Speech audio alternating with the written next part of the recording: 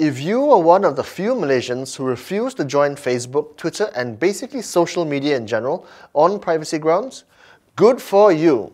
You're right all along.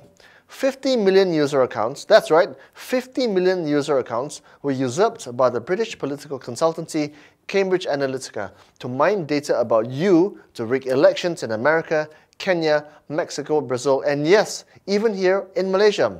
Now listen to this clip from the UK's Channel 4 News, whose reporters went underground for 4 months to expose Cambridge Analytica's true business model.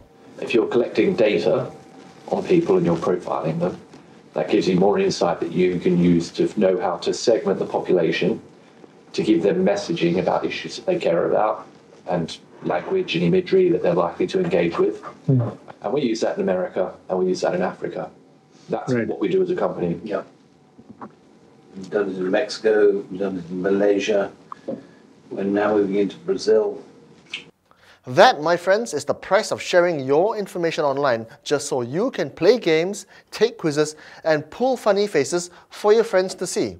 And yes, my friends, Dr. Alex Taylor, Cambridge's Chief Data Officer, did mention Malaysia. Now, while social media has only been around for a decade and a half, it was clearly only a matter of time before Facebook took your information and dangled it before the highest bidders, who are not corporations, but governments, which, as we all know by now, is the biggest game in town for becoming mega rich in as short a space of time as possible. But how do they do it, I hear you ask? How does playing online games, sharing holiday pictures, and some articles you read translate into nefarious electioneering? But that's all it took in America for Donald Trump to win an unexpected victory. A victory, might I add, that we are all paying for now. Political campaigns have changed, and elections are won by small but crucial numbers of votes. Putting the right message in front of the right person at the right moment is more important than ever. Cambridge Analytica acquires and analyses vast amounts of personal data to identify swing voters, to work out what they care about. So you know exactly who to target with exactly what type of message. And then influence them through bespoke adverts on social media. Hillary Clinton, a danger to national security. These micro-targeting methods the company boasts privately were integral to Trump's victory. So how big really is social media in Malaysia, and how influential can it be? Now, Internet World Stats estimates that 8 out of every 10 Malaysians, or roughly 25 million people, have internet access in this country, of which a staggering 90% or 22 million Malaysians have Facebook accounts. So in other words, if you were a government and wanted to play up public hopes and or fears, which are the lifeblood of any political campaign, you would do it on the internet. But we were able to use data to identify that there was very large quantities of persuadable voters there that could be influenced to vote for the Trump campaign. From this day forward, it's going to be only America first. America first. Now you know this. Folks don't vote with their heads. They vote with their hearts. We vote for the people who say the right things to us. We vote for the people who best stir our minds in the way that best speak to our emotions, our innermost hopes, our innermost fears. And our job is to drop the bucket further down the well than anybody else.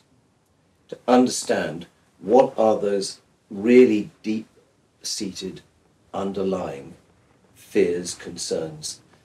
There's no good fighting an election campaign on the facts, because actually it's all about emotion. Now that the dust has settled, kind of, and Cambridge Analytica and its CEO, Alex Nix, are in the dock, kind of, people are beginning to realize that the problem wasn't really Cambridge Analytica or its chief executive, Alexander Nix.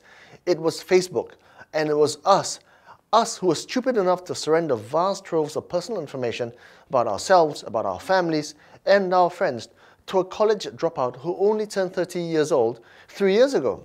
Now, after 5 days and nearly $60 billion in lost market value, Mark Zuckerberg's shareholders probably pressured him to apologize.